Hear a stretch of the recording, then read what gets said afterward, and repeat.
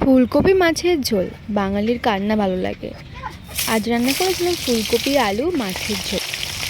ফার্স্টে মাছগুলোকে হলুদ নুন দিয়ে ভালো করে মাখিয়ে লাল লাল করে ভেজে নিলাম।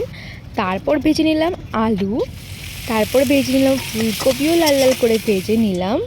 তারপর কড়াইতে তেল দিয়ে পেঁয়াজ দিয়ে লঙ্কা দিয়ে ভালো করে ভেজে নিয়ে তারপরে দিয়ে দিলাম আদা, হলুদ, লঙ্কার গুঁড়ো, লবণ।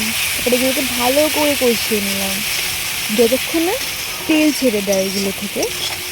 ভালো করে কষানো হলে ওর ভিতরে দিয়ে দিয়েছিলাম একটু চিনি। চিনিটা দেওয়ার পরে এই কষানো মশলার মধ্যে আমি দিয়ে দিলাম ভাজা ফুলকপি আর আলু দিয়ে একটু কষিয়ে তার মধ্যে আমি দিয়ে দিলাম পেঁয়াজ কলি।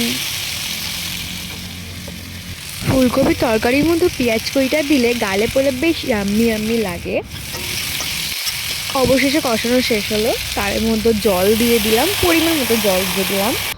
জল দিয়ে কিছুটা ফুটিয়ে এক এক করে মাছের পিসগুলো আমি দিয়ে দিলাম তরকারির ভিতরে।